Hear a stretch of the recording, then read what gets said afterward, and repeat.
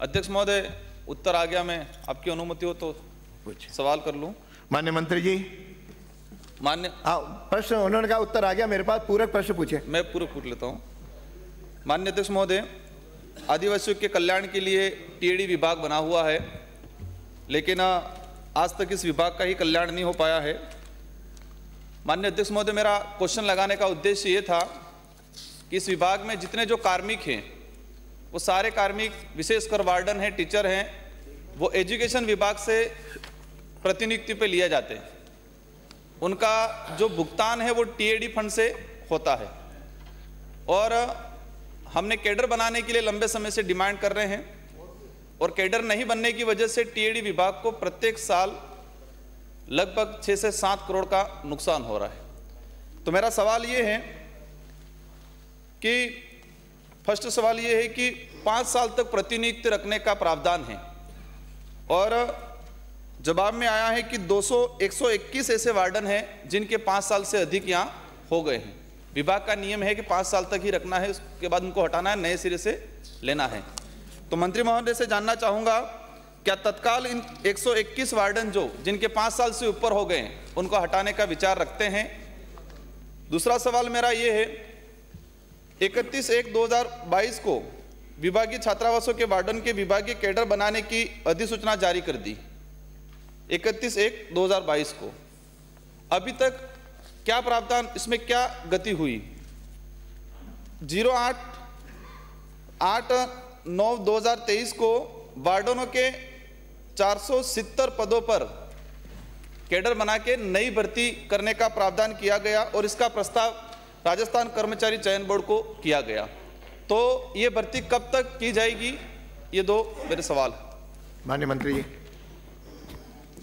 माननीय अध्यक्ष महोदय जी, माननीय सदस्य ने पूछा कि ये जो वार्डन है जो आप शिक्षा विभाग से प्रतिनियुक्ति पर लेते हैं, 5 वर्ष का अनुबंध होता है और 5 वर्ष से अधिक समय हो गया, वो क्यों रखें? माननीय अध्यक्ष महोदय जी, उनको हमने इसलिए रखा है कि हमने विभाग से अनापत्ति पत्र मांगा, उनसे हमने, तो वो उन्होंने दिया नहीं समय पे, जिसके कारण से वो अभी भी चल रहे हैं।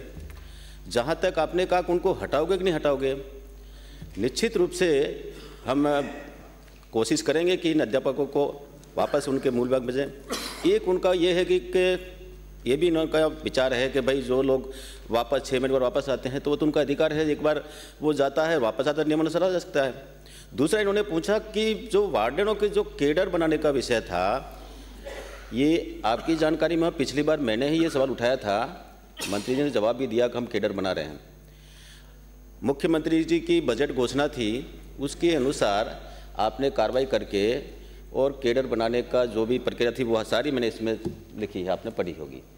उस कार्रवाई को हमने करके अब हमने कैडर के लिए विभागीय कार्रवाई के लिए हमने भेज दिया।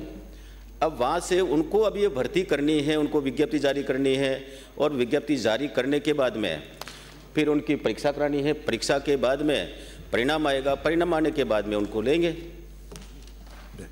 माननीय सदस्य महोदय, मैं दोबारा वही सवाल करूंगा कि 121 जो अतिरिक्त लगे हुए हैं जिनके 5 साल पूरे हो गए, विभाग का नियम है 5 साल तक ही रखना है, तो क्या मंत्री महोदय उनको हटा के नए सिरे से प्रतिनियुक्ति लेने का विचार करते हैं या नहीं?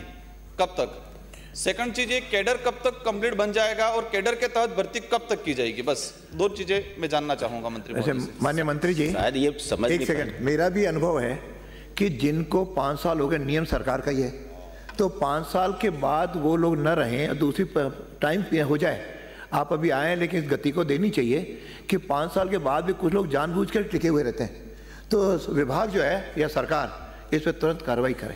आपका निर्देश है तो निश्चित रूप से मैं जो 5 साल से ज़्यादा हैं उनको हटा करके नए लोगों को हम ले लेंगे। चलिए। माननीय अध्यक्ष महोदय, ये जो कैडर बना रहे हैं इसमें स्वच्छ परियोजना के जो कार्मिक हैं उनको भी सम्मिलित किया जाएगा कि नहीं जाएगा? ये देखिए, कैडर का मतलब ये है कि वो तो खुली भर्ती है, उसमें जो व्यक्ति आएगा परीक्षा में पास होगा।